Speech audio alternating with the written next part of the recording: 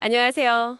오늘 저희가 함께 깊이 파고들 자료는 신학을 공부하는 당신에게는 아마 애증의 이름일 겁니다. 바로 17세기 청교도 신학자 윌리엄 퍼킨스의 글인데요. 예정의 방식과 순서에 관한 기독교적이고 평이한 논고에서 일부를 가져왔습니다. 아, 퍼킨스. 그리고 예정론. 정말 뜨거운 주제를 가져오셨네요. 그렇죠. 네. 이건 그냥 개혁주의 신학의 핵심 교리 중 하나가 아니라 아마 가장 많은 오해와 논쟁을 불러일으키는 주제일 거예요. 많은 분들이 이 교리를 생각하면 좀 차갑고 무섭고 심지어는 비인격적인 하나님을 떠올리곤 하죠. 바로 그 지점 때문에 오늘 이 자료가 흥미로운 것 같아요. 퍼킨스는 정반대의 주장을 하거든요. 맞아요. 그는 이 교리가 사실은 신자에게 줄 수 있는 가장 큰 위로와 확신의 원천이라고 봤어요. 특히 그가 제시한 선택받은 자들의 누리는 32가지 특권 목록, 성도들의 헌장이라는 걸 보면 그 의도가 명확히 보이죠. 그렇죠. 어떻게 그 무섭고 딱딱해 보이는 교리가 그렇게 따뜻한 위로가 될 수 있었을까? 네, 오늘 퍼킨스의 논리를 한번 차근차근 따라가 보면서 그 비밀을 파헤쳐 보죠.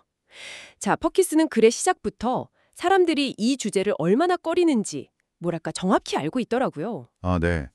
이 교리를 공개적으로 가르치는 걸 피해야 한다고 말하는 사람들이 많다는 걸 그냥 인정하고 들어가요. 그렇죠.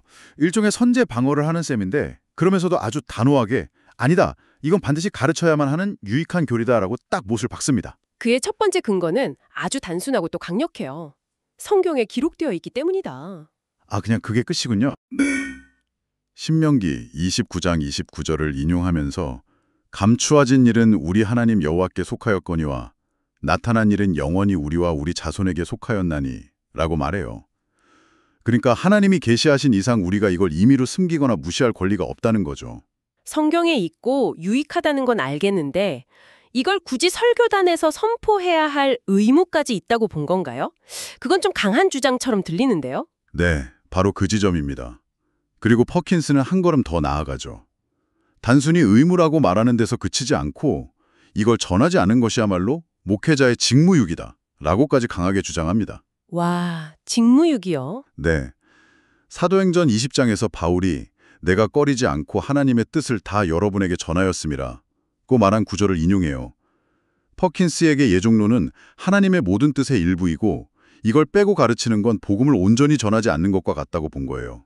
이론적인 당위성을 넘어서서 이게 실제로 신자들에게 어떤 유익을 준다고 설명했나요?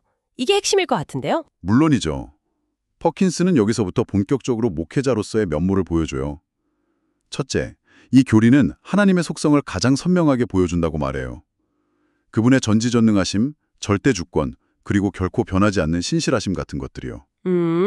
둘째, 바로 이 점 때문에 우리의 구원이 흔들리지 않는 반석 위에 서게 된다는 겁니다. 우리의 감정이나 노력 같은 그런 모래성 위에 구원이 있는 게 아니라 영원부터 계획하신 하나님의 불변의 뜻 위에 있기 때문에 진정한 안정감을 얻을 수 있다는 논리죠. 그러니까 퍼킨스의 핵심은 이거군요. 사람들이 무서워하고 피하는 이 교리야말로 사실은 신앙의 가장 단단한 기반이자 감사의 원천이라는 역설적인 주장을 하는 거예요. 이게 바로 그의 천재성인 것 같습니다. 정확한 지적이세요. 그리고 아주 현실적인 설명도 덧붙여요. 왜 세상에는 믿는 사람이 적고 복음을 거부하는 완고한 사람들이 많은가? 아, 그 질문이요? 네. 이 교리가 그 질문에 대한 답을 준다는 거죠. 그리고 더 나아가서 성도들이 겪는 모든 환난 속에서 궁극적인 위로를 준다고 말합니다. 로마서 8장 28절 모든 것이 합력하여 선을 이루느니라는 말씀이 바로 이 예정의 교리 위에서 진정한 의미를 갖는다고 본 거예요. 내 삶의 모든 조각들이 심지어 고통스러운 조각들까지도 결국에는 하나님의 선한 계획 안에서 아름다운 그림을 완성해 나간다는 확신을 주는 거죠. 알겠습니다. 그럼 이제 왜 이 교리를 가르쳐야 하는지에 대해서는 충분히 설득이 된 것 같아요. 그럼 퍼킨스는 구체적으로 어떻게 이 무서워 보이는 교리를 성도들에게 좋은 소식, 즉 복음으로 전달했을까요? 아까 언급했던 성도들의 헌장이라는 게 정말 궁금해지네요. 네, 이 부분이 퍼킨스의 글에서 가장 빛나는 부분이라고 할 수 있어요. 그는 예전 교리의 열매를 무려 32가지의 구체적인 특권 목록으로 제시합니다. 헌장, 찰토라는 단어 선택 자체가 탁월하죠. 그렇죠. 뭔가 권리 증서 같은 느낌이네요. 맞아요. 마치 왕이 백성에게 하사하는 특별한 권리 증서 같은 느낌을 주니까요. 이건 당신이 누릴 수 있는 법적인 권리, 이자 보장된 축복이라는 뉘앙스를 담고 있는 겁니다. 32가지라니 정말 많네요. 그중에 좀 눈길을 가장 사로잡았던 특권은 어떤 것들이었나요? 몇 가지가 있는데 우선 9번째 특권이 아주 인상적이에요. 죽음의 본질이 바뀐다. 죽음의 본질이요? 네, 그는 선택받은 자에게 죽음은 더 이상 형벌이 아니라 끝없는 행복의 항구로 건너가는 나룻배와 같다고 말해요. 와, 반면 선택받지 못한 자에게 죽음은 무한한 고통의 바다로 가는 배가 된다고 선명하게 대조하죠. 죽음이라는 인간의 가장 근원적인 공포를 완전히 재해석해서 위로의 도구로 바꿔버리는 거예요. 와, 그 비유는 정말 죽음을 앞둔 성도나 그 가족에게 이보다 더 큰 위로가 되는 말이 있을까 싶네요. 항구로 들어가는 배라니. 또 다른 건요? 16번째 특권은 신학적으로 아주 중요한 지점인데 바로 제한된 속죄에 대한 그의 입장이에요.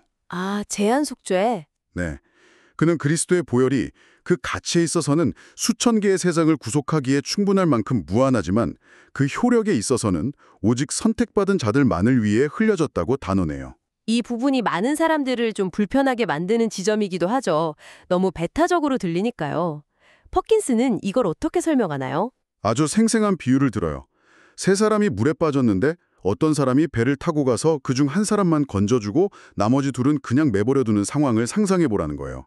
그 구원 행위는 전적으로 구원자의 자비로운 선택에 의한 것이며 구조된 한 사람에게는 엄청난 은혜지만 내버려둔 행위가 나머지 두 사람에게 어떤 불의를 행한 것은 아니다. 이런 논리죠. 이 비유에 동의하든 안 하든 퍼킨스가 속죄의 특별함과 은혜의 성격을 얼마나 강조하고 싶었는지 알 수 있는 대목이에요. 그렇군요. 또 인상적인 특권이 있다면요. 29번째 특권, 성도의 견인 교리입니다.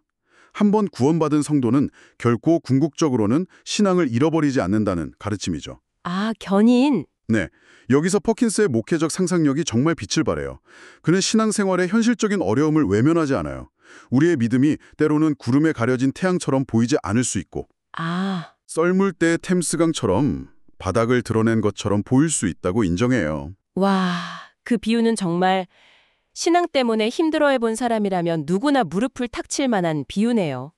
보이지 않아도 태양은 그 자리에 있고 물이 빠져나가도 강은 여전히 흐르고 있다는 거잖아요. 바로 그거예요. 겉으로 보이는 현상과 본질을 구분하는 거죠. 믿음의 행사는 약해질 수 있지만 믿음의 뿌리는 결코 뽑히지 않는다고 말하면서 성도들을 안심시키는 겁니다. 그리고 이어서 30번째 특권인 구원의 확신을 이야기해요. 퍼킨스는 신자들이 어떤 특별한 환상이나 계시 없이도 성경 말씀과 자기 안에의 성령의 증거를 통해 자신이 선택받았으며 구원받을 것임을 확실히 알 수 있다고 주장합니다. 이건 당시 종교개혁의 핵심적인 주장이기도 했죠. 맞습니다. 당시 로마 카톨릭에서는 구원의 확신을 교만한 것으로 여기거나 아주 특별한 성인들에게만 주어지는 것으로 가르쳤거든요. 아, 그랬군요. 하지만 퍼킨스를 포함한 개혁가들은 모든 신자가 이 땅에서 구원의 확신을 누리며 살아갈 수 있고 또 그래야 한다고 주장했죠. 이건 신자들의 신앙생활에 엄청난 해방감을 주었을 거예요. 이 32가지 특권 공록 전체가 결국 이 확신이라는 하나의 목표를 향해 달려간다고 해도 과언이 아니에요. 이런 특권 목록을 들으면 정말 든든하긴 한데 한편으로는 이게 너무 독단적인 주장 아닌가 하는 반발심도 들 것 같아요. 그렇죠. 당연히 당대에도 비판이 거셌겠죠. 물론입니다. 퍼킨스도 그걸 잘 알고 있었어요. 그래서 글의 후반부에서는 주요 반론들을 조목조목 반박하는데 많은 부분을 할애합니다. 일종의 변증 파트인 셈이죠. 가장 강력한 비판인 뭐란다며. 아무래도 이 교리는 하나님을 죄의 창시자로 만든다는 비판 아니었을까요? 모든 것이 하나님의 작정대로 일어난다면 아담의 타락이나 인간의 모든 죄악도 결국 하나님 책임이 되는 거 아니냐는 질문이요. 정확해요. 그게 세 번째 반론으로 다뤄지는데 퍼킨스도 이게 가장 치명적인 비판이라는 걸 알고 있었어요. 스토아적 운명론과 다를 게 뭐냐는 비판과 함께요. 그렇죠. 이 문제를 해결하기 위해 퍼킨스는 하나님의 뜻, 즉 작정을 두 가지로 구분하는 전략을 사용합니다. 그 유명한 허용적 작정 개념이 등장을 차례군요. 네, 그는 하나님의 뜻을 특별한 뜻, 스페셜 윌과 일반적 뜻, 제너럴 윌로 나눠요. 특별한 뜻은 하나님께서 기뻐하시고 직접 원인자가 되어 이루시는 일들이에요. 예를 들면 성도를 거룩하게 만드시는 일 같은 거죠. 반면에 일반적인 뜻은 하나님이 직접 원하시지는 않지만 더 큰 선을 이루기 위해 어떤 일이 일어나도록 허용, 퍼밋 하시는 뜻을 말해요. 아담의 타락이 바로 그 허용의 예시로 등장하겠군요. 맞습니다. 그는 하나님의 아담을 죄짓도록 만드신 것이 아니라 그가 죄지을 수 있는 자유로운 상태에서 스스로 타락하도록 내버려 두셨다고 설명해요. 내버려 두셨다. 네, 여기서 아주 재미있는 비유를 쓰는데 마치 폭풍이 몰아칠 때 집을 버팀목으로 받쳐주지 않음으로써 집이 무너지도록 허용하는 것과 같다는 거예요. 하나님은 타락을 막을 수 있는 은혜의 버팀목을 제공하지 않기로 작정하셨고 그 결과 아담이 타락했다는 거죠. 굉장히 아슬아슬한 논리네요. 결국 하나님이 버팀목을 빼셨으니 책임이 있는 것 아니냐. 그렇죠. 이 허용적 작전 개념은 사실상 신정론, 그러니까 악의 문제를 해결하려는 개혁주의 신학의 가장 중요한 도구 중 하나가 됩니다. 하나님을 죄의 저자로 만들지 않으면서도 그분의 절대 주권을 유지하려는 정말 아슬아슬한 신학적 줄타기라고 볼 수 있죠. 퍼킨스는 여기서 교부 아우구스티누스의 권위에 기댑니다. 악이 없는 것을 허용하는 것보다 악을 가지고 선을 이루는 것이 더 낫다고 하나님께서 판단하셨다는 말을 인용하죠. 즉, 아담의 타락이라는 악을 허용하심으로써 그리스도를 통한 구속이라는 더 위대한 선을 이루셨다는 논리를 펼치는 겁니다. 자신의 주장이 독단적인 게 아니라 유서 깊은 교회 전통 위에 서 있다는 걸 보여주려는 의도도 있었겠네요. 또 다른 중요한 반론은 없었나요? 네 번째 반론도 중요해요. 이 교리가 인류 대다수에게서 그리스도를 빼앗아 간다는 비판이었어요. 아, 그렇죠. 세상을 이처럼 사랑하사 이 구절이 바로 나오니까요. 네, 요한복음 3장 16절처럼 성경이 세상을 사랑하셨다고 말하는데 어떻게 구원이 소수에게만 제한되냐는 거죠. 이에 대해 퍼킨스는 성경의 용례를 분석하는 방식으로 답해요. 성경에서 세상이라는 단어가 항상 지구상의 모든 개개인을 의미하는 건 아니라고 주장하죠. 아, 용례가 다르다. 네, 때로는 선택받은 자들의 세상을 의미하거나 로마 제국처럼 알려진 세상 혹은 유대인과 이방인을 포함한 모든 민족들로부터 나온 사람들을 의미하는 경우도 있다는 거예요. 이를 통해 그리스도의 구속이 모두에게 동일하게 적용되는 보편적인 것이 아니라 선택받은 자들에게 특별하게 적용됨을 변증합니다. 오늘 윌리엄 퍼킨스의 글을 통해 예정론이라는 아주 어려운 주제를 깊이 있게 다뤄봤네요.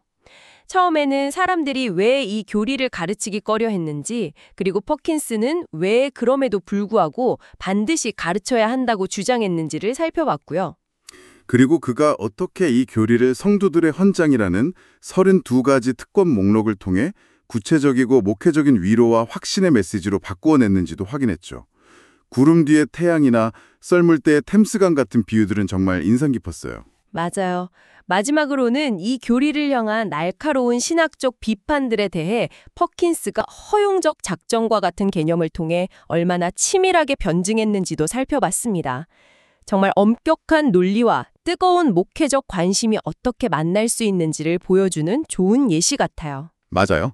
퍼킨스의 저작은 추상적으로 느껴질 수 있는 교리가 신자의 삶 구석구석에 얼마나 깊은 영향을 미칠 수 있는지, 어떻게 구체적인 위로와 확신으로 연결될 수 있는지를 보여주는 청교도 조직신학의 정수라고 할 수 있습니다. 마지막으로 신학을 공부하고 미래의 목회자가 될 당신에게 생각해 볼 질문을 하나 던지며 마무리할까 합니다.